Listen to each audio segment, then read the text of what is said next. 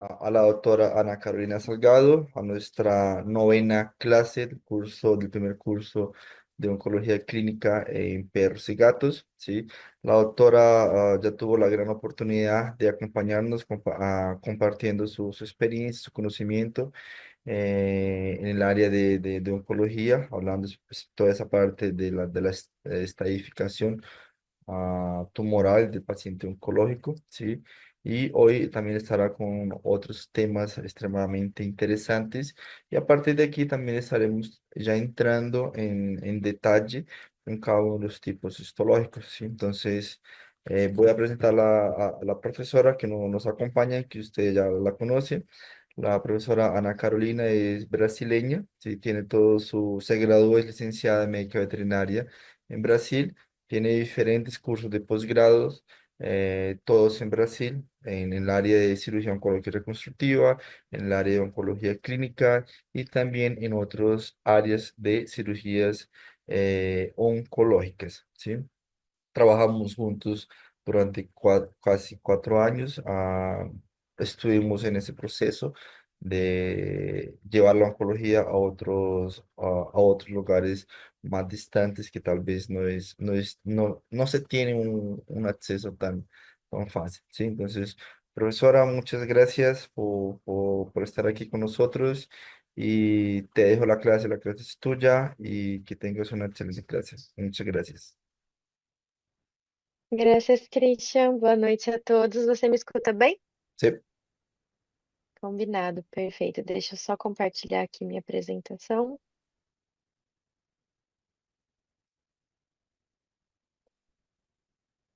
Também vem bem a apresentação, né? Sí, correcto. Perfeito. Boa noite a todos. Muito bom estar de volta para mais uma aula com vocês.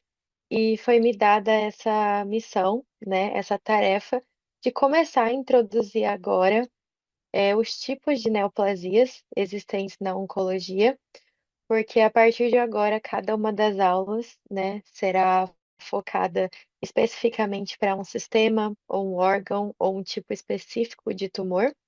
Então, hoje, o meu objetivo com a aula é que vocês saiam daqui com a base para essas próximas aulas, tá?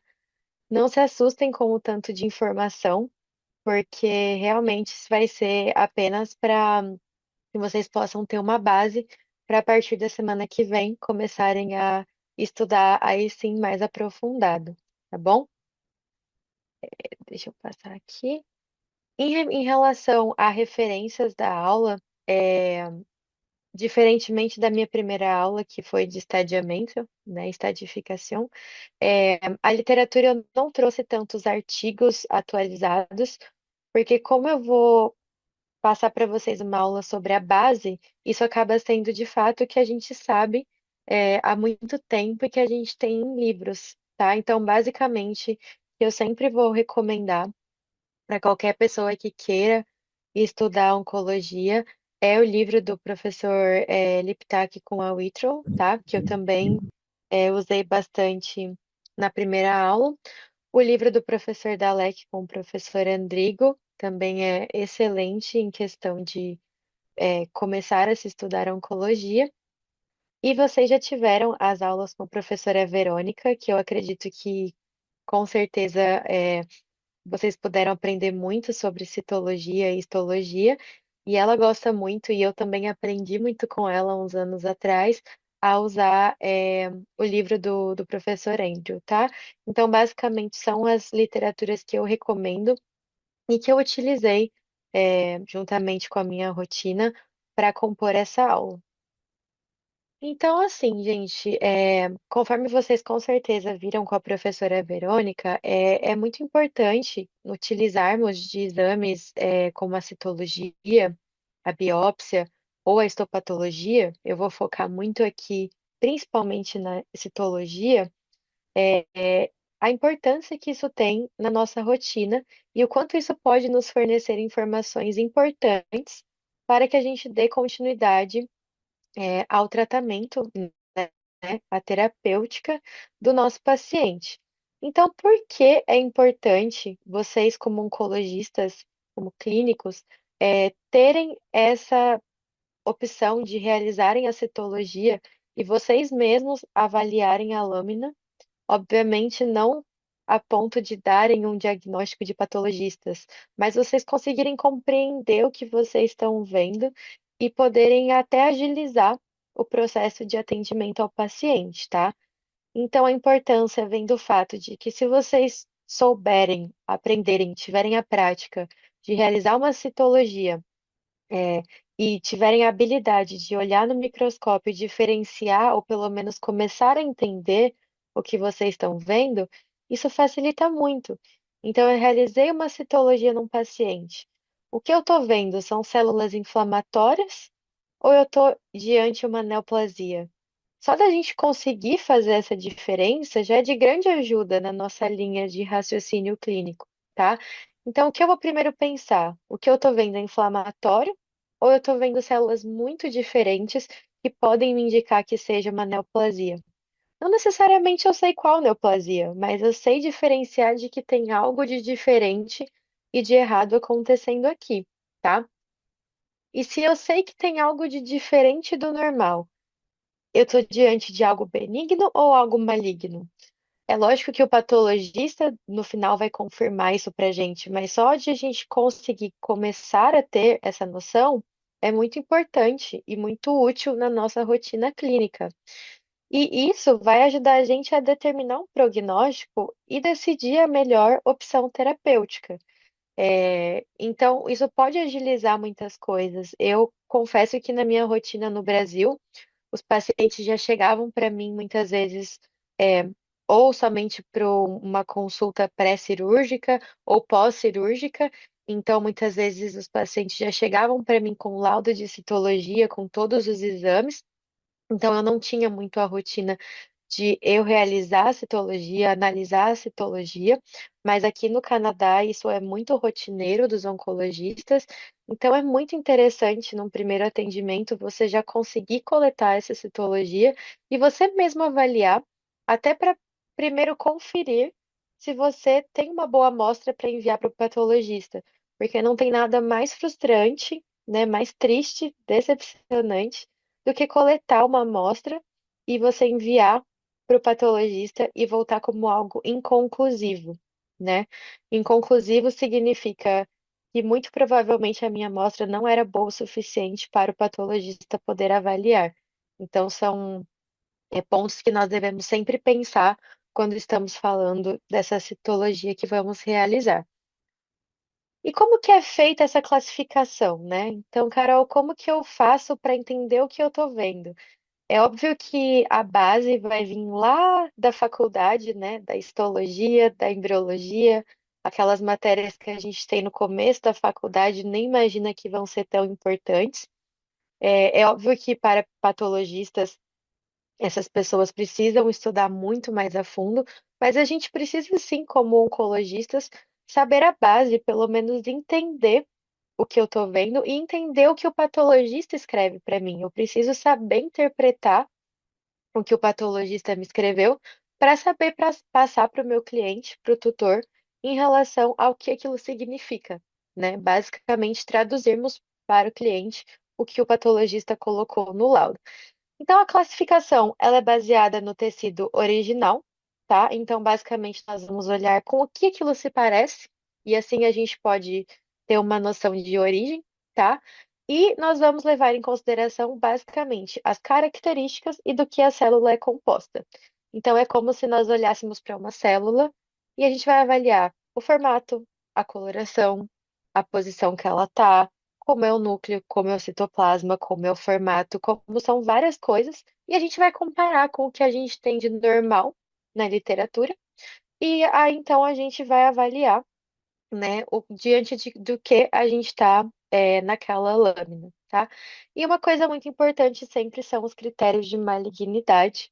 Então, se eu estou diante de algo muito estranho, muito diferente do normal, eu acho que é maligno, o que eu posso levar em consideração? E é como se fosse um checklist, um bingo. Quanto mais coisas eu encontro de critérios de malignidade, mais agressivo tende a ser a neoplasia que eu estou ali diante dela. Quero trazer mais uma vez, eu comentei isso na primeira aula, mas quero lembrar vocês de que não podemos julgar um tumor pela aparência, tá?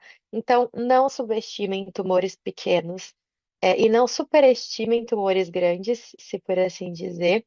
Eu trouxe esse primeiro caso aqui novamente, que é este mastocitoma bem na pontinha do dígito de um felino, e era um mastocitoma, então uma neoplasia pequena, quase imperceptível e de uma alta agressividade, tá?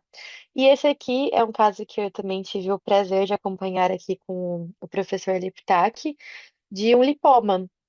Vocês podem ver o tamanho, né, dessa neoplasia gigantesca. É um Schnauzer, esse paciente era uma neoplasia assim muito grande mesmo, benigna, porém foi dito aos clientes que esse paciente não podia ser anestesiado por conta de uma alteração cardíaca, né? E eles acreditaram nisso por muitos, muitos anos, e esse tumor foi crescendo até o ponto de que, obviamente, essa paciente não tinha mais equilíbrio nenhum para se movimentar. E com a equipe certa, com a equipe de anestesia, de cardiologia, de cirurgia e de cuidados intensivos na UTI no pós-operatório, a gente realizou essa cirurgia e fez a remoção desse lipoma. E até o tempo que eu estava no hospital acompanhando, ele estava ótimo. Então, olha como a gente às vezes pode estar diante de um tumor muito grande e ser algo benigno. É lógico que a cirurgia tem sim seus riscos, né? Mas passado isso é algo benigno, e às vezes uma neoplasia pequena ser algo agressivo.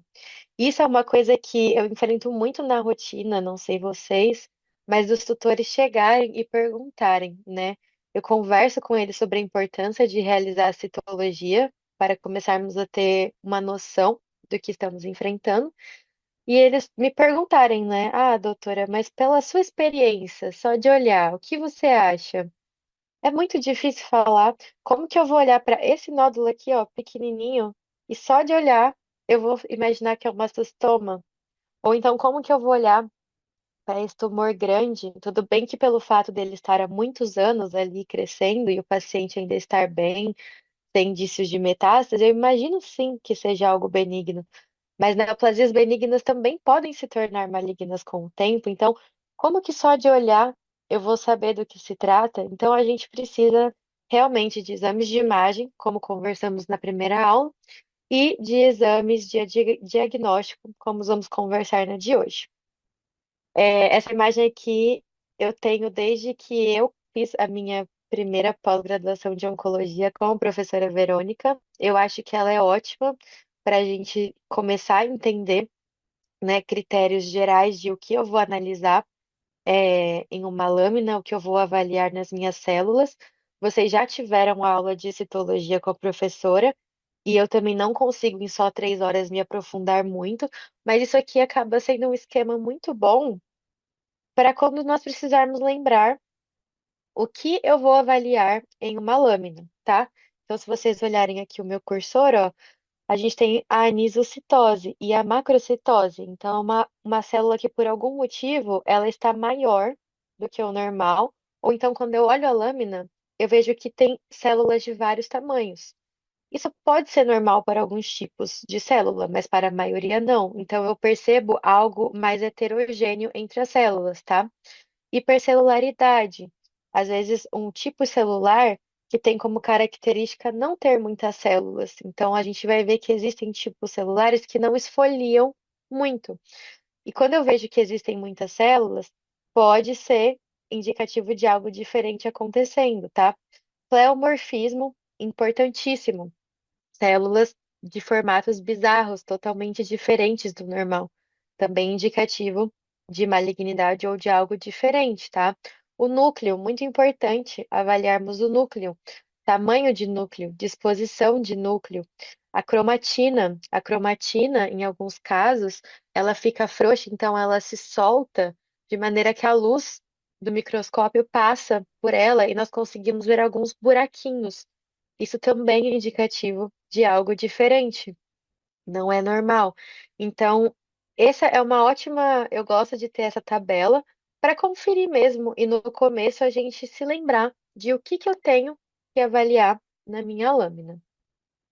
E esse esquema também, acredito a professora Verônica, porque eu acho que também no começo ajuda muito a entender quais são os meus passos a passos na minha amostra. Então, o que eu devo levar em consideração? Então, se vocês olharem aqui comigo, eu realizei a coleta da minha amostra. Importantíssimo, antes de vocês enviarem para o patologista, conferirem a minha amostra está adequada ou só veio sangue e não tem como o patologista avaliar células. Ou então, por algum motivo, eu não coletei células e não tem material. Porque senão vocês vão perder tempo de enviarem uma amostra sem vocês olharem o tempo de envio, o tempo do patologista olhar, responder para vocês que não está bom e vai ter que coletar novamente. Isso já foi uma semana, 2 semanas, e esse paciente está esperando. Então, é muito importante, antes do envio, vocês conferirem. A amostra adequada é não diagnóstica. Uma amostra adequada, aí sim podemos começar a conversar sobre caminhos, né? Então, o que que eu estou olhando ali? Fiz a minha lâmina, corei, independente de qual corante vocês preferem. Ah, eu vi que é uma população não neoplásica. Não consigo ver mutações de núcleo, de células, me parece tudo normal, mas eu estou vendo bastante inflamação. Então, ótimo, a gente pode agora classificar qual tipo de inflamação. Eosinófilo, eu estou vendo muitos eosinófilos, neutrófilos, basófilos, estou vendo bactéria, é só inflamação ou é infeccioso também, tá? A gente pode ir por esse caminho que hoje não vamos comentar, mas acaba sendo também um caminho. Não, não é inflamatório. Então, o que que eu estou vendo aqui? Eu estou vendo algo de diferente? E, obviamente, no caminho que nós vamos conversar hoje, que a gente vai focar nessa parte aqui da tabela, que é a minha amostra está adequada e eu estou vendo que tem algo de diferente. Tá bom, tem algo de diferente. Eu não preciso saber contar figuras de mitose, eu não preciso saber classificar em sarcoma de tecidos moles grau 2. Não, mas só de eu ver que tem algo de diferente, eu já começo, opa, a desconfiar de uma neoplasia.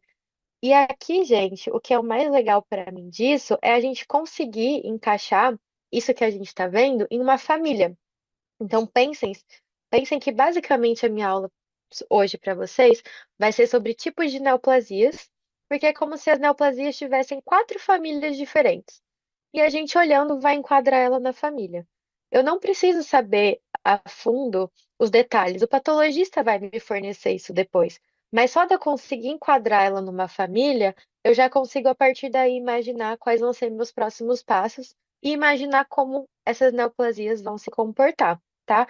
E quais são elas? Eu tenho basicamente 4, que são as que nós vamos conversar hoje, que são neoplasias epiteliais, neoplasias mesenquimais, mesenquimatosas, neoplasias de células redondas, e essa quarta classificação acaba sendo um pouco discutida por patologistas. Eu não sou patologista, então não vou me aprofundar, em relação a uma quarta categoria, que são as melanocísticas, né?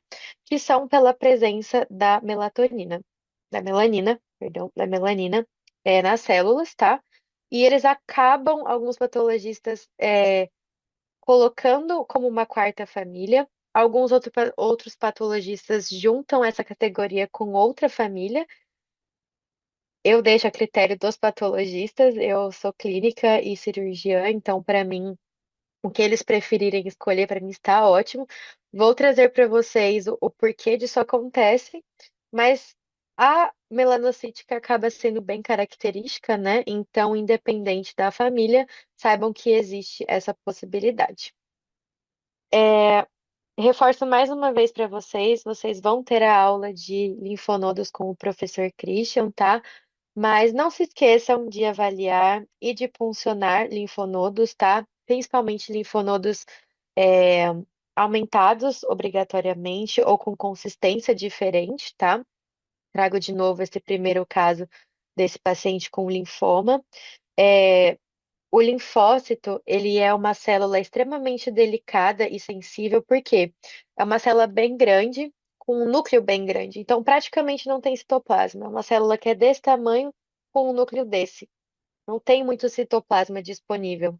Então, por isso acaba sendo muito sensível. Então, lembrem-se, eu coloquei esse slide com esse intuito. Quando vocês forem pulsionar linfonodos, sejam gentis, sejam delicados, porque se vocês funcionarem de qualquer forma, eles podem romper esses linfócitos, tá? E aí acaba sendo difícil a avaliação. E, além de tudo, não ir nunca muito profundo para não acabar pegando os centros germinativos do linfonodo e ficar aquela confusão de linfócitos maturos, imaturos, pequenos, grandes, e a gente não conseguir avaliar muito bem, no caso de linfoma, se estamos falando de pequenas ou grandes células, tá? Vocês também vão ter toda essa aula de linfoma, mas só para começar assim a colocar para vocês pequenos avisos e dicas que eu dou para vocês. Linfonodos, muitas vezes, principalmente em cães peludos, como esse meu paciente, às vezes é difícil para nós, para os tutores, observarem o aumento do linfonodo, né? Então, não se esqueçam de avaliar. E tá com textura diferente, consistência diferente, tamanho diferente, citologia de linfonodo, muito importante, tá? Então, conforme eu também trouxe esse mesmo esquema bem similar para vocês na primeira aula, o atendimento ao paciente, ele começa com a consulta, com a anamnese, com o exame. Vocês já tiveram essa abordagem, a primeira abordagem do paciente, nas primeiras aulas, tá? É feito o estadiamento, já conversamos por 3 horas sobre isso na nossa última aula. Então, agora a gente acaba partindo para a aba de diagnóstico, né? Seja por citologia, por biópsia, ou pelo próprio histopatológico pós-cirúrgico, tá? Então, hoje a nossa conversa vai ficar nessa minha última aba aqui, que é a interpretação dos resultados. Então, é aprendermos o que estamos vendo nessas lâminas, né? Como funciona a microscopia e por que isso é importante para mim em questão de tratamento. Qual que é o meu objetivo ao avaliar uma lâmina? Basicamente, conforme eu comentei com vocês, é determinar qual o tipo de célula predominante. Então, olhar e parar para pensar: o que eu estou vendo aqui é só hemácia? O que eu estou vendo aqui é só neutrófilo? O que eu estou vendo aqui são plasmócitos, são mastócitos? Eu preciso entender o que eu estou vendo, o que está predominando na minha lâmina, tá? Então, para isso, eu vou gerar uma classificação geral. E a partir daí eu tenho que olhar se eu não estou falando de algo inflamatório, e se eu estou falando sim de algo neoplásico, o que eu estou vendo de diferente e quais critérios de malignidade eu estou conseguindo observar na minha lâmina. Beber uma água. Então, eu vou avaliar qual o tamanho das células, né? Uma coisa que também eu aprendi quando a gente começa a avaliar lâminas é sempre comparar com hemácias, né? Com os glóbulos vermelhos. Então, comparado ao tamanho, ela é maior? Ela é menor? Isso às vezes vai ser importante. O linfoma mesmo, para a gente decidir se é um linfoma de pequenas ou grandes células, a gente usa a hemácia como parâmetro, tá? Então, começar a entender e a memorizar, por estudar mesmo, tamanhos celulares para entender se o que eu estou vendo é normal ou não, tá? A morfologia, então, conhecer como é uma célula normal, para quando eu ver uma célula anormal, eu saber diferenciar. Então, isso acaba sendo com o tempo, isso acaba sendo pegando o livro e revisando a histologia básica. Eu não consigo passar tanta informação para vocês em 3 horas, tá? É, Num dos hospitais que eu acompanhei aqui no Canadá, no começo do ano, eles tinham colado em cima do microscópio uma imagem com todos os tipos celulares normais, para quem precisasse ali, né, enfermeiro, veterinário, estudante, poder conferir o que está vendo, ter uma colinha. Então, no começo, façam isso, ajuda muito mesmo. Quando eu observo a minha lâmina, acabar prestando atenção na distribuição, a gente vai aprender já já que se as células estão mais soltas ou se elas estão em grupo, isso pode ser um indicativo de a qual família ela pertence, tá? também ajuda. E o número de células acaba sendo um pouco mais para o patologista, mas a gente entender de fato a maneira como ela se organiza e como se esfolia é um grande indicativo de para qual família ela pertence. E a partir daí, né, olhando a minha lâmina, eu consigo pensar, o que eu estou olhando é um tecido completamente normal. Não estou vendo inflamação, não estou vendo critérios de malignidade, para mim é um tecido absolutamente normal. Ótimo. Eu estou vendo muita inflamação, porém as células estão normais, é só um processo inflamatório, um processo reativo. Eu posso ver um processo inflamatório associado a células anormais, tá? Então, a presença de uma neoplasia com a inflamação. Ou eu posso ver também somente células anormais sem a presença de inflamação. A gente não precisa se preocupar em dar nomes, né? Então, processo inflamatório, neutrofílico, não, a gente não precisa, mas entendermos o que estamos vendo já acaba sendo o primeiro passo para a nossa avaliação. Então, quais são essas categorias, né? Eu trouxe para vocês já inicialmente para ter esse primeiro contato. É, tudo certo? Acho que sim, né? Acho que alguém só abriu o microfone sem querer. Então, quais são essas categorias, né? Novamente, nós temos a família de neoplasias epiteliais, mesenquimais, de células redondas. Uma literatura antiga traz uma família que não se utilizam mais muito hoje em dia, mas eu achei interessante mencionar para vocês, caso algum dia vocês vejam, pelo menos vocês lembrarem que ouviram na minha aula, e a dos melanocíticos, certo? E basicamente a partir daí é determinar é benigno, é maligno e quais são os critérios de malignidade. Trouxe para vocês então basicamente as três grandes famílias. Novamente, percebam que eu estou reforçando bastante esses nomes para ficar gravado na cabeça de vocês, que são as famílias epiteliais. Quais são as células, os cânceres, as pessoas da família epitelial? São os carcinomas, tá? Então, quando vocês pensarem em um carcinoma, vocês vão ver que eles podem ser carcinomas de diferentes órgãos, diferentes características, mas eles são da mesma família. Então, eles vão ter um comportamento similar e eles vão ser parecidos na lâmina, tá? Então, por isso que é importante a gente lembrar. Epitelial, eu tô falando de carcinoma. A família dos mesenquimais são os sarcomas, tá? Mesma coisa, os sarcomas podem ser de diferentes tipos. Falei de sarcoma, eles vão ser parecidos no meu microscópio, porque eles são da mesma família, tá? E a família das células redondas, que essa aqui inclui uma variedade um pouco mais ampla, e talvez de comportamento do tipo de câncer, eles não sejam extremamente parecidos. Porque aqui eu coloquei principalmente o mastocitoma e o linfoma, mas nós temos também o tumor venéreo transmissível, tá? O TVT, plasmocitoma e histiocytoma. Então, percebam que é uma família de comportamento clínico diferente, mas, como o próprio nome diz, eles vão ser similares na lâmina, porque eles são bem redondos, tá? E eu coloquei aqui para vocês uma quarta família existente, que antigamente os patologistas utilizavam a de células de núcleos livres, e atualmente utilizam-se mais as de melanocíticas, tá? Nós vamos conversar agora rapidamente sobre todas elas. O que é importante a gente entender? Basicamente, vindo lá da embriologia, quando o corpo está se formando, né? As células estão se formando, nós temos basicamente quatro tipos de tecidos que precisam ser formados para o corpo, para o organismo.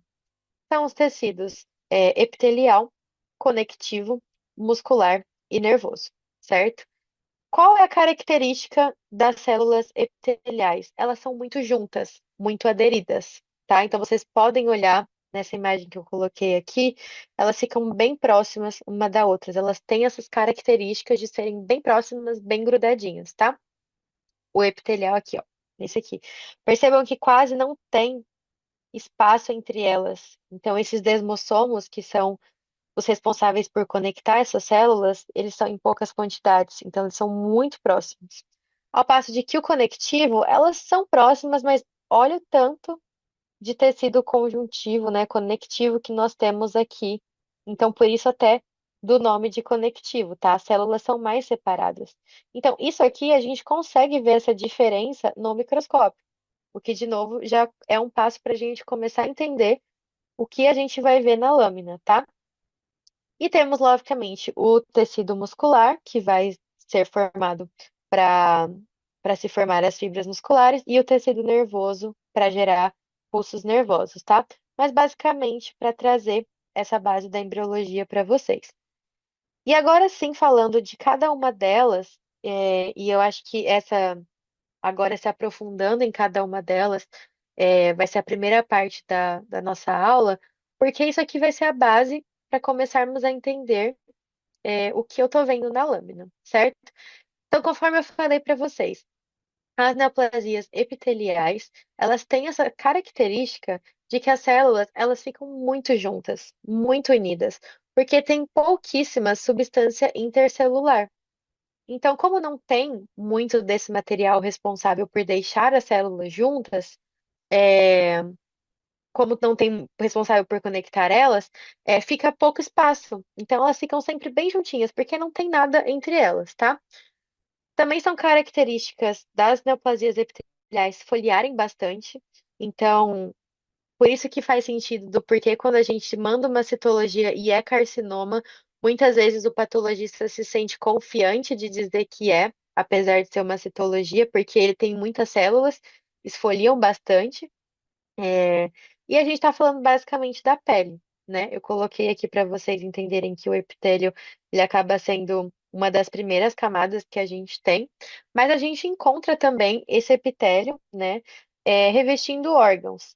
E é por isso que nós podemos ter carcinomas na pele e podemos ter carcinomas no pulmão, carcinomas no rim, carcinomas no fígado e em qualquer órgão, tá? Então, carcinomas são uma família bem grande e que podem ocorrer em qualquer parte do corpo dos nossos pacientes. E, como eu falei para vocês, os tumores dessa família são os chamados carcinomas, tá? Então, é só lembrar de fazer essa conexão. Carcinomas, eu tô falando de uma neoplasia epitelial.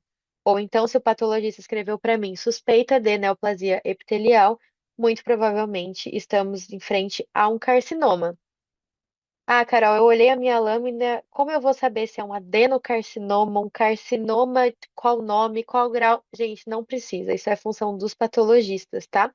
Mas vocês vão conseguir ter esse primeiro contato de olhar e falar, ah, tô de frente a uma neoplasia epitelial, tá?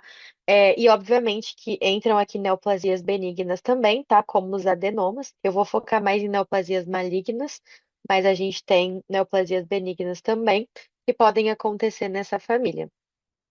Então, olha aqui essa imagem do livro do professor Andrew. É, Novamente, não se preocupem em ter muitos detalhes, tentar entender tantos detalhes. Mas olha como é interessante que a gente consegue ver exatamente o que aquele desenho mostra. Olha essas células bem juntinhas. Aqui são as hemácias, ó. Então percebam que as neoplasias epiteliais, as células epiteliais, elas tendem a ser bem maiores que as hemácias. E olha como elas ficam bem juntinhas, ó. Bem juntinhas. Isso já é pra gente um indicativo de eu olhar e falar, acho que é uma neoplasia epitelial. Mas olha como a gente consegue, só de bater o olho, ver que tem coisas muito bizarras acontecendo aqui. Eu consigo olhar para essa célula aqui, ó, e ver que ela tem vários núcleos. Isso não é normal de uma célula. Olha a cromatina frouxa. Eu consigo mesmo, através do núcleo, olhar esses pontinhos brancos, que significa que a cromatina está frouxa e a minha luz está passando por ela e eu consigo ver. E olha como elas são diferentes. Eu tenho aqui uma célula com menos citoplasma, um formato mais triangular, um núcleo bem grande, ao passo que essa aqui já tem um citoplasma bem maior, um núcleo arredondado. mas aqui o meu núcleo já não tem muito formato de muita coisa. Eu tenho aqui um citoplasma um pouco mais escuro, esse citoplasma aqui já está mais claro.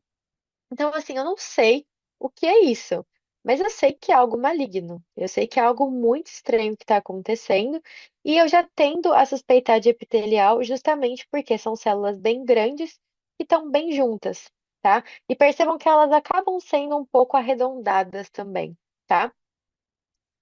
Quando eu passo para as mesenquimais, o que eu vou ver diferente? Primeiro, a gente precisa entender que as neoplasias mesenquimais, elas têm esse nome porque são de células mesenquimais, tá?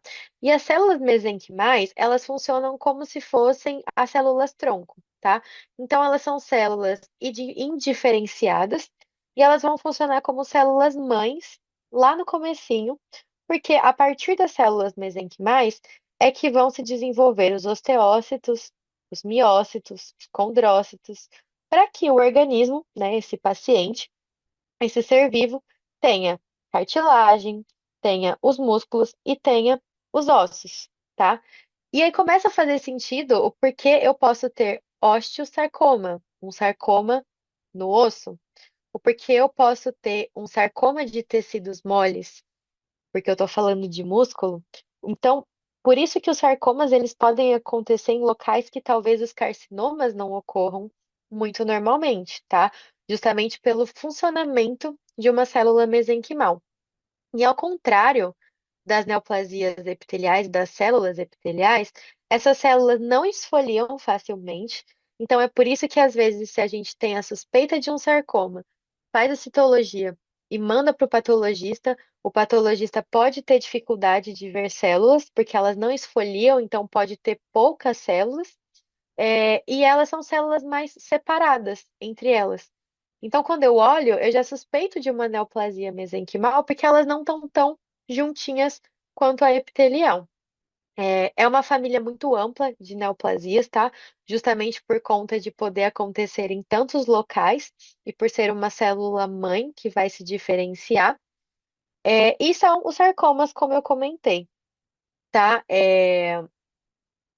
Família extremamente grande, vocês vão estudar, se eu não me engano, nas aulas, por localização dos sarcomas, mas só de vocês entenderem que eles vão ter comportamentos parecidos, independente da localização, essa aula já valeu, para vocês entenderem que eles estão na mesma família e por isso eles vão, se parecer de forma, similar, tá bom? Novamente, as células mesenquimais elas vão formar diversos tecidos do corpo, tá? Não só esses que eu coloquei, mas também vasos linfáticos, vasos sanguíneos, é por isso que podemos ter hemangiosarcomas, tá? Literalmente, os sarcomas podem acontecer em qualquer área. E eles podem ter aspectos muito pleomórficos, porque eles se diferenciam muito. Então, acaba sendo mais desafiador para analisar na lâmina, por isso que, novamente, eu reforço: quem vai dar para a gente sobrenome do sarcoma vai ser o patologista, mas olha como é totalmente possível da gente olhar e falar: esse aqui é da família mesenquimal. Porque olha como as células são muito mais distantes umas da outra, muito mais distantes. Então, eu posso não saber que tipo de tumor é esse aqui.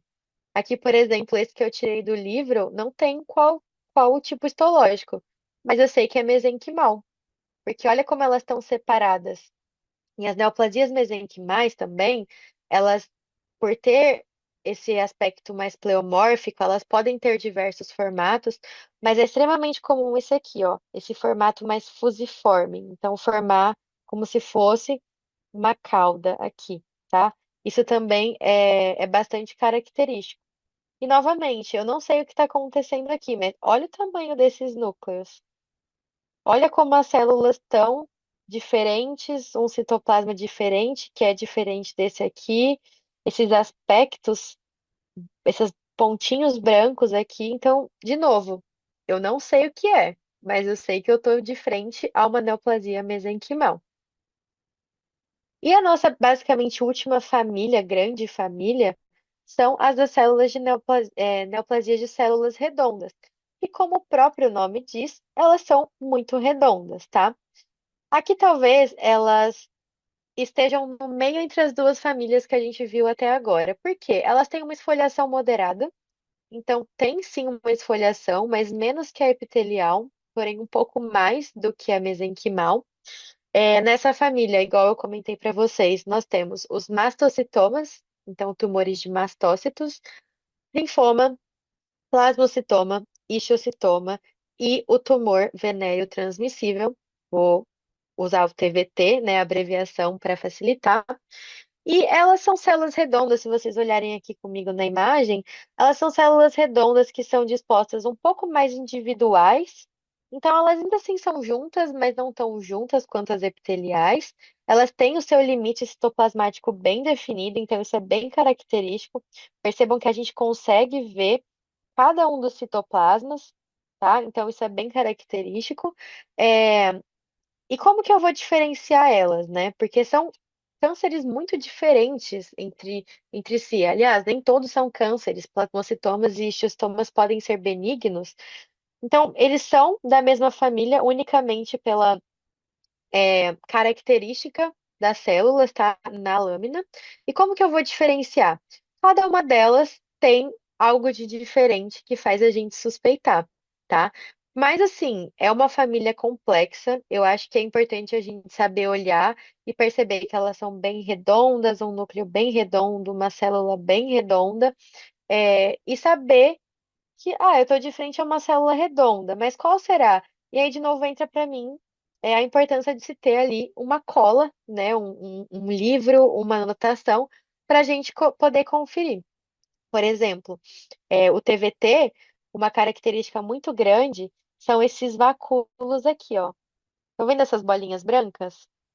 Isso aqui é extremamente característico de TVT, tá? Então, se vocês olharem uma lâmina, vocês estão suspeitando de TVT e verem, células bem redondas, núcleo bem redondo, citoplasma bem definido, e vocês verem esses vacúolos brancos aqui, é muito característico de TVT, tá?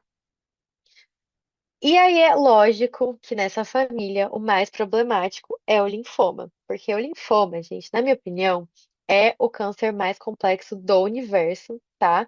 Eu acho que a gente está sempre aprendendo, surgindo coisas novas, e é óbvio que aqui ele ia ser o diferente de todos. Por quê?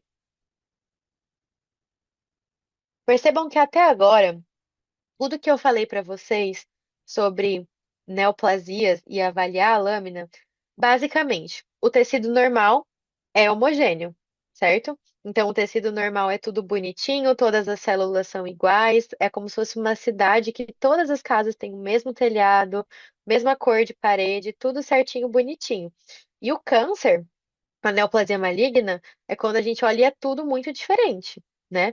É tudo muito diferente, tem células grandes, células pequenas, células de todos os formatos. Então, é aquela cidade que você olha, cada telhado é de um formato, de uma cor, é aquela bagunça, né? É assim que a gente consegue, basicamente, diferenciar um tecido normal de um tecido neoplásico. O linfoma, gente, é basicamente o contrário, tá? Porque o tecido linfóide normal, ele é heterogêneo, tá? O tecido linfóide normal, ele é uma bagunça. Por quê? Porque nós temos linfócitos pequenos e maduros, nós temos linfócitos grandes e imaturos, tá?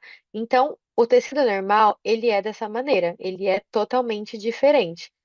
Se vocês estiverem de frente a um linfoma ou um tecido linfóide anormal, vocês vão ver que é tudo muito parecido, tá?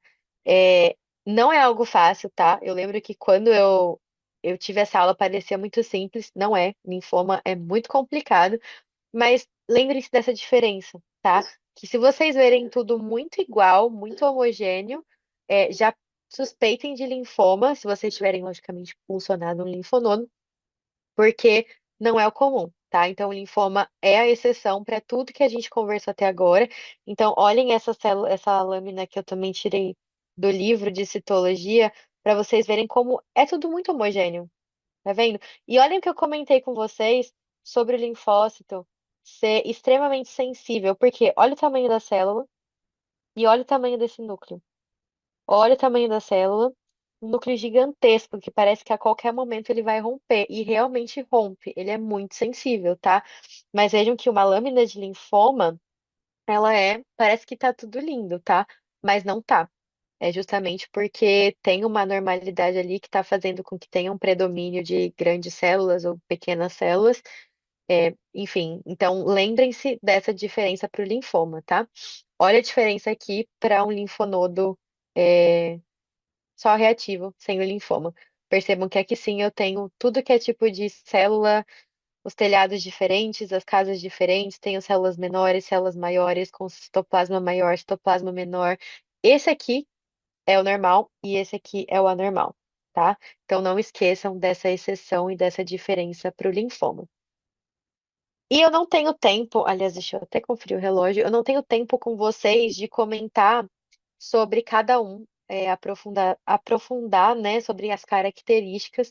E também, novamente, não sou patologista, acabo tendo a rotina de avaliar minhas próprias lâminas e lâminas de colega por conta da rotina, mas eu não tenho a confiança de jamais, emitir laudos, né? Eu confio muito nos patologistas que trabalham comigo. Meu intuito aqui é convencer vocês, junto com a professora Verônica, a realizarem as próprias citologias e avaliarem as próprias lâminas. E não se preocuparem que no começo é muito difícil. Tenham uma cola, tenham um livro, tenham uma anotação e vai ficando mais fácil com o tempo, tá? Então, as células redondas, percebam que ao mesmo tempo que elas parecem muito iguais, elas são diferentes. E elas são muito iguais porque são todas de células redondas. Então, a gente tem aqui o histiocytoma, tá?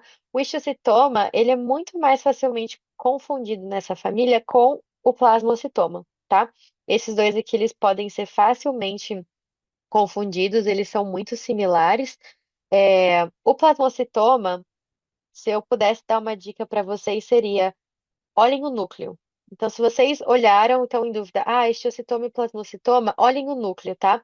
Essas bizarrices de núcleo aqui, ó, são mais características de plasmocitoma, tá? Do que de histiocytoma, não é tão comum, mas os dois podem ser facilmente confundíveis. O linfoma a gente acabou de conversar, né, sobre ele. O mastocitoma, a gente tem esse aspecto aqui porque os grânulos, né, da degranulação mastocitária, a gente pode ver eles na lâmina, então são esses pontinhos, essas poeirinhas que vocês conseguem ver em volta, são por degranulação mastocitária, então acaba sendo um pouco mais característico, e é por isso que quando a gente envia uma citologia, muitas vezes o patologista já fala mastocitoma, tá? Porque acaba sendo bem diferente.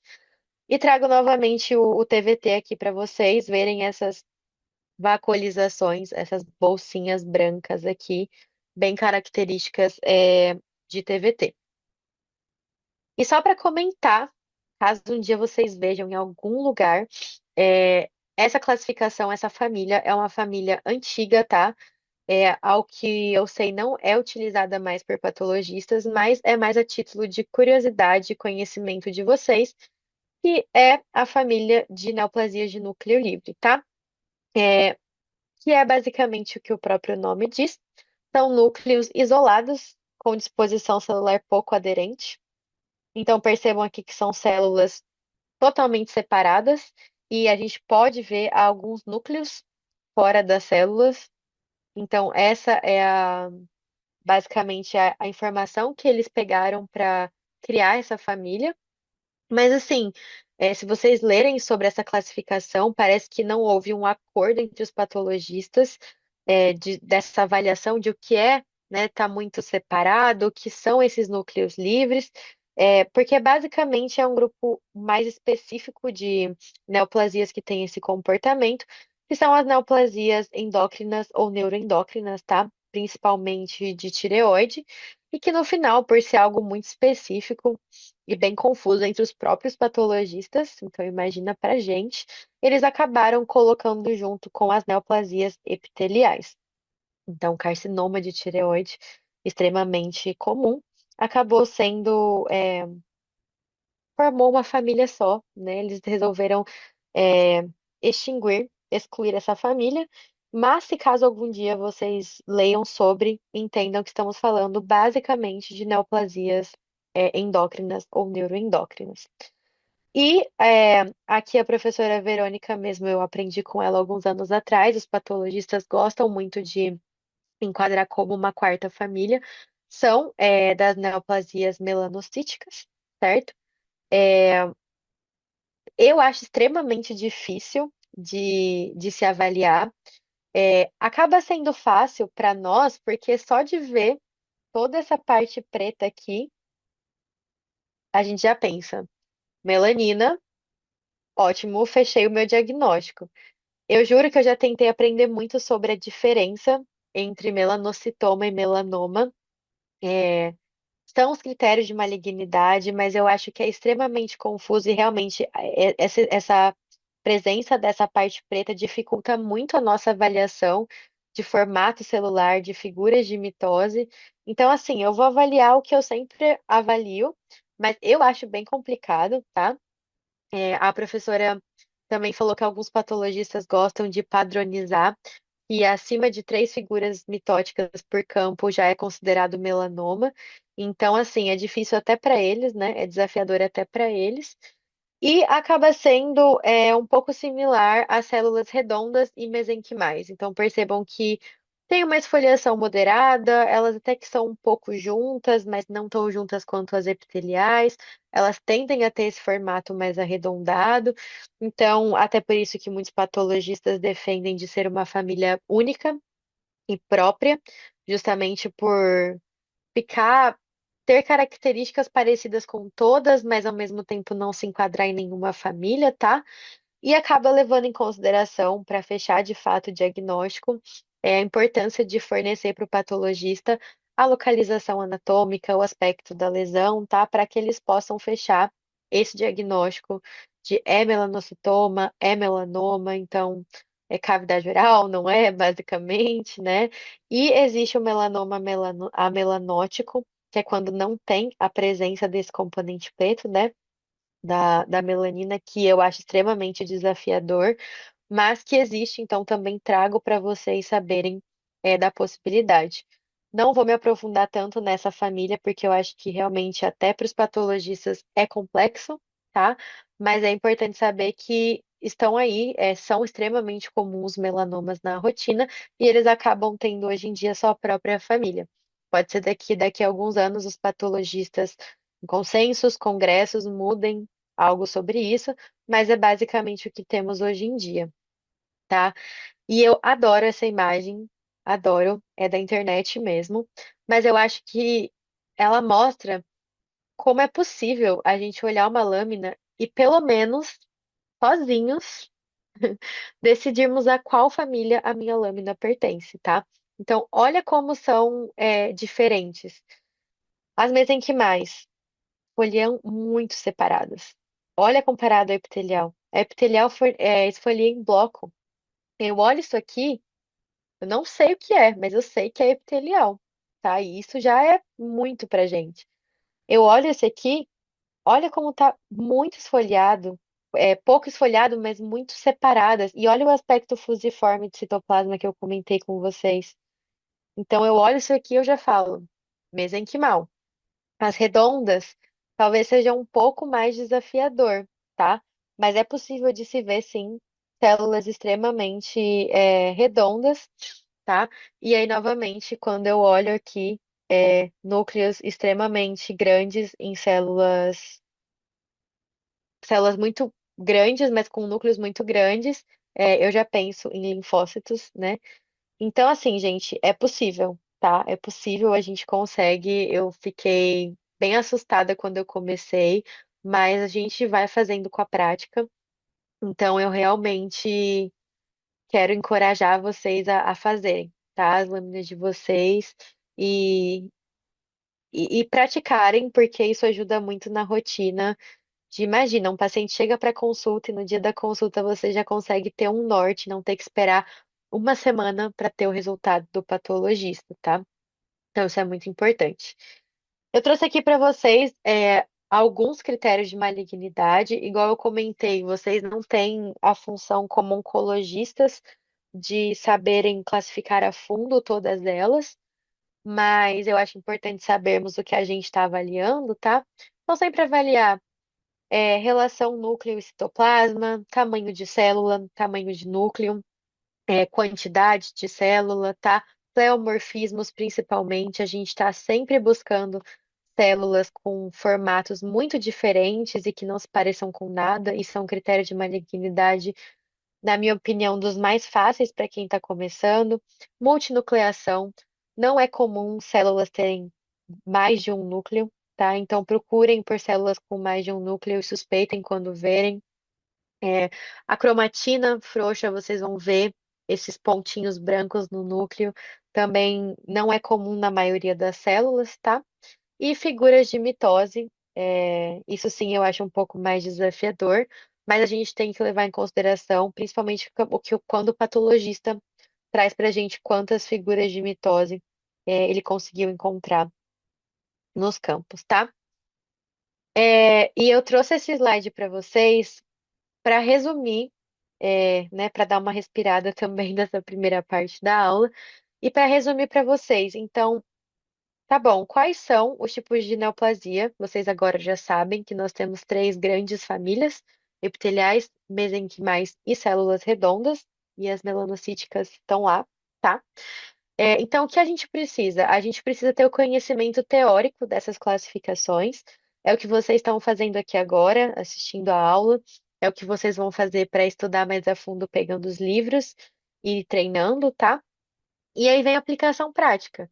É vocês terem a coragem de fazerem a citologia, corarem e olharem no microscópio e começarem a aplicar. Com o livro na mão, com o celular aberto ali, comparando o que eu estou vendo, qual que pode ser, tá? Vai ficando mais fácil, vai ficando menos desafiador com o tempo. E eu sou sempre a favor de nunca ter vergonha, nunca se preocupar com consultar e pesquisar. Eu achei sensacional o hospital aqui que tinha colado na parede, em frente ao microscópio, os tipos celulares. A gente não precisa ter vergonha de não lembrar de uma coisa que a gente viu no primeiro ano de faculdade. A gente só precisa ter a força de vontade de estudar e relembrar e aprender de novo. E é prática, é rotina, é você treinar bastante, não se frustrar em casos que você não faz ideia, porque o câncer ele é desafiador e muitas vezes pode não parecer com nada do que a gente viu aqui hoje, né? As imagens de livro são as mais bonitas existentes, e na prática nem sempre vai ser bonito desse jeito. Mas é praticar, é não ter vergonha de perguntar para quem vocês puderem perguntar, não ter vergonha de abrir o livro e ir aos poucos conseguindo aplicar na sua rotina essa diferenciação toda, tá certo? Eu não sei se alguém tem alguma dúvida até aqui. Essa eu separei como a primeira parte da aula, porque eu acho que acaba sendo bem mais introdutória. Vocês viram um pouco disso com a professora Verônica, também em 3 horas. Nem eu nem ela conseguimos aprofundar muito, né? Mas pelo menos a partir de agora, nessa última hora, vocês têm já a noção básica de o que é uma neoplasia epitelial, uma mesenquimal, uma de células redondas, o que eu espero ver na minha lâmina, e só por eu conseguir enquadrar, eu já sei o que esperar do comportamento desse câncer que eu tô diante dele, tá? Então, essa primeira parte, ela é bem básica, bem introdutória, e eu agora quero, na segunda parte da aula, eu vou falar para a gente fazer um intervalo bem rapidinho para todo mundo respirar, beber uma água. Mas o que eu vou trazer para vocês nessa segunda parte é o que é mais comum em cada sistema e em cada órgão. Eu não consigo, nas próximas 2 horas, né, conversar com vocês super aprofundado, né, detalhadamente sobre cada um, até porque a partir da semana que vem vocês vão aprender agora especificamente de cada um. Então, a minha aula, ela é uma base e é uma introdução para vocês. Mas eu acho interessante, eu acredito que pessoas aqui que já têm uma rotina há muitos anos já estão acostumados, né? Ah, neoplasia em pulmão, já sei, já imagino que pode ser. Ah, neoplasia em bexiga, já tenho minha grande suspeita. Então, meu intuito com essa segunda parte da aula é justamente vocês entenderem o que é mais comum em cada sistema, em cada órgão, para quando chegarem nas aulas específicas, pelo menos a base vocês terem, sabe? Vocês lembrarem assim, ah, tá, nesse órgão aqui, nesse sistema, o mais comum é esse, o menos comum é esse, o extremamente raro é esse. Então é uma base, tá? Não se preocupem em decorar porcentagens e decorar nomes complexos, tá? Vai ser realmente uma introdução para a partir de semana que vem vocês começarem de fato se aprofundarem nos assuntos, tá bom? Alguém tem alguma pergunta, alguma dúvida dessa primeira parte da aula? Fiquem à vontade para abrir o microfone. Eu acho que eu consigo ver o chat. Ah, consigo. Caso queiram mandar no chat, abrir o microfone. Caso não, eu queria propor para vocês 10 minutinhos de intervalo. Então, agora são, para mim, 8h10, né? A gente pode voltar daqui 10 minutos quando for 20. Então, para vocês, acho que é 7h20. Pode ser? A gente faz um intervalinho bem rapidinho para tomar uma água, dar uma respirada e a gente volta, tá bom? Acredito que pela organização tudo bem. Então, deixa eu olhar aqui no chat. Ok, combinado. Então, até já já, gente.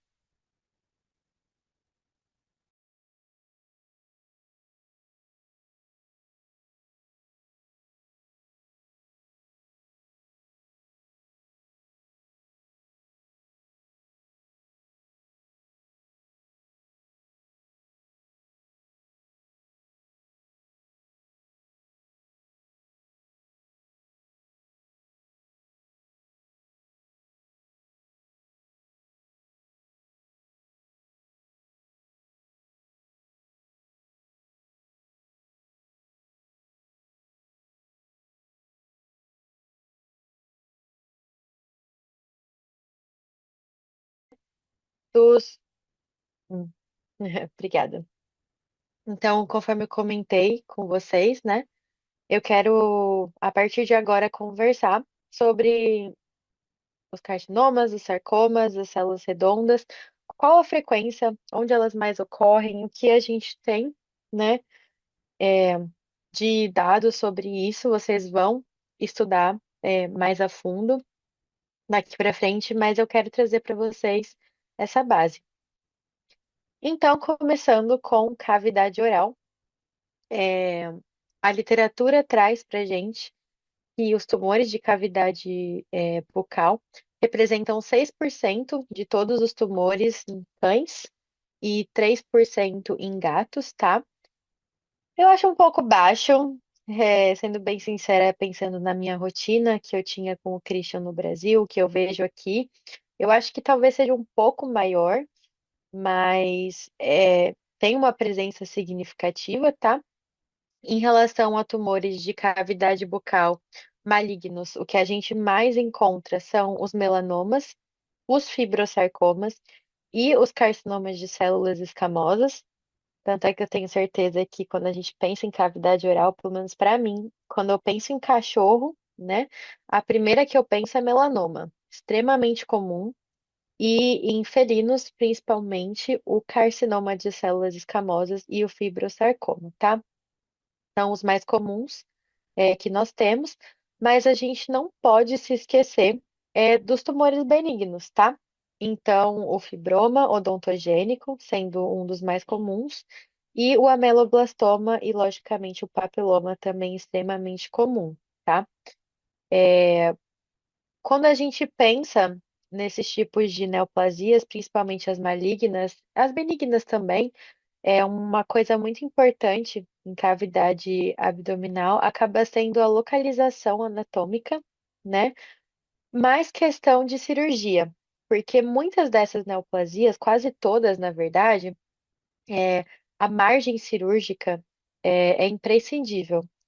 Extremamente importante conseguir uma margem cirúrgica, né? Para que a cirurgia seja algumas vezes curativa, no caso das benignas, ou que não haja recidiva, no caso das malignas. E a cavidade bucal, ela acaba sendo uma área pequena de se trabalhar com margem cirúrgica.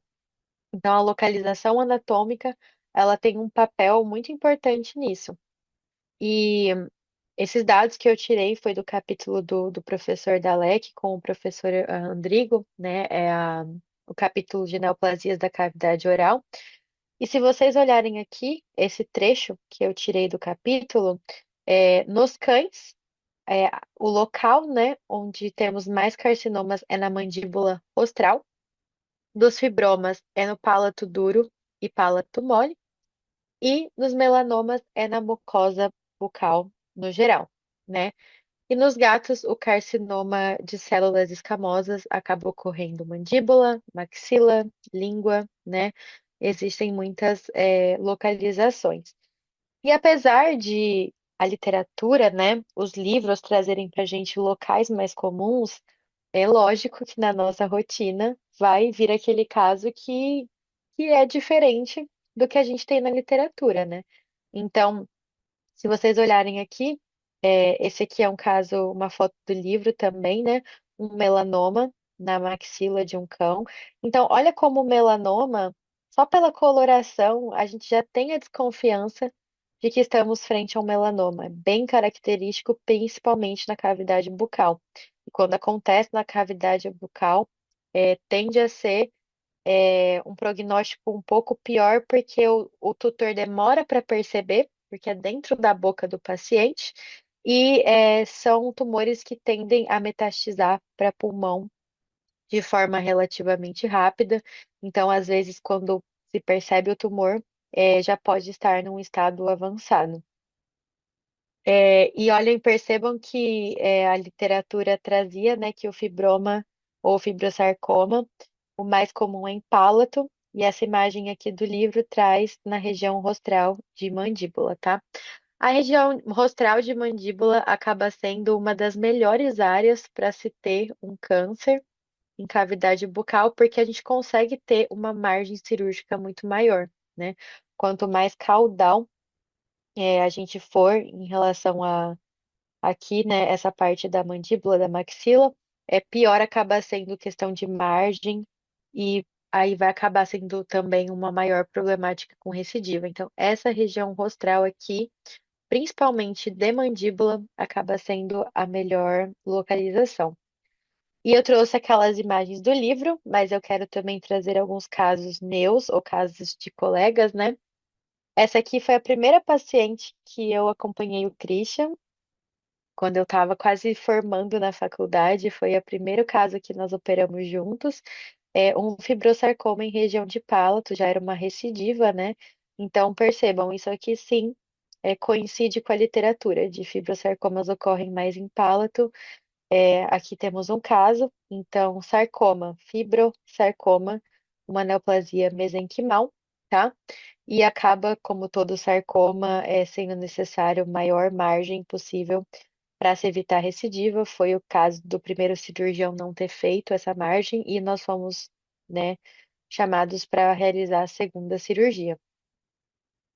Aqui, esse caso, também acompanhei com o Christian, de um melanoma em região de mandíbula, tá? Então, lembrem-se que o melanoma, ele pode ocorrer em qualquer região, de mucosa bucal, e percebam que ele aqui já está pegando bem próximo região da língua. E isso aqui provavelmente está aqui há bastante tempo e só foi percebido pelo tutor porque o paciente, muito provavelmente por conta do comprometimento aqui dos dentes, começou a apresentar dor, dificuldade para comer, e aí o tutor percebeu. Então, acaba sendo um melanoma em cavidade oral, é uma evolução relativamente rápida, porém silenciosa, e que no momento do diagnóstico já pode ter a presença de metástase.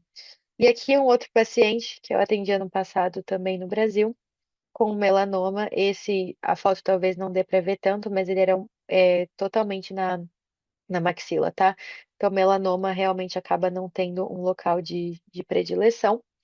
E eu quis trazer para vocês nesse tema de cavidade bucal, a paciente do meu TCC, então, o meu trabalho de finalização da faculdade foi dessa paciente que ela tinha um ameloblastoma, tá? Que é uma neoplasia benigna que acontece, ela advém de tecidos embrionários dentários e é uma neoplasia benigna que com a remoção o prognóstico tende a ser ótimo, se a remoção for feita corretamente para se evitar recidiva. Então, essa paciente, ela chegou para a gente com esse aumento aqui, percebido pela tutora, né? A gente sempre já vai acabar pensando em um carcinoma, um fibrosarcoma, um SEC, mas no final era uma neoplasia benigna. Aqui trouxe para vocês também uma foto do transcirúrgico, né? Nós fizemos mandibulectomia total de um lado e subtotal do outro lado. É um pós-operatório bem desafiador, para a paciente aprender a comer e beber água agora praticamente sem mandíbula. Então, é uma recuperação desafiadora para a cliente, para a paciente, para nós. Logicamente, uma paciente que ficou com sonda esofágica para alimentação, mas que depois de 60 dias ela já estava bem adaptada a se alimentar e a beber água sem a mandíbula, tá? Então, nem sempre tudo que é em cavidade oral é ruim, é maligno, e quis trazer esse caso do meu trabalho para lembrar vocês disso. O ameloblastoma ele não é tão comum entre as benignas, até que sim, mas não é extremamente comum. Mas eu tive aí essa oportunidade de acompanhar esse caso e trouxe para vocês. Menos comum, mas ainda assim possíveis. Vamos lembrar que biologia não é matemática, então tudo pode acontecer em todas as localizações. A gente acaba trabalhando com o que é comum e o que é menos comum, tá? Então, menos comum em cavidade bucal, osteosarcoma, condrosarcoma, hemangiosarcoma, mastocitomas, TVT, que é o tumor venéreo transmissível, o linfoma e o mixossarcoma. Lembrem-se que TVT é possível em cavidade bucal, tá? Às vezes a gente tende a pensar só em sistema reprodutivo, mas não é a realidade, então pode acontecer. E eu trouxe aqui para vocês essa tabela, só para vocês verem em relação aos mais comuns, menos comuns, é, como que funciona em questão de prognóstico, né? Então, o que eu vou avaliar para um prognóstico desses tumores? Qual a porcentagem de recorrência e qual o tempo médio de sobrevida desses pacientes, né? Então, se vocês olharem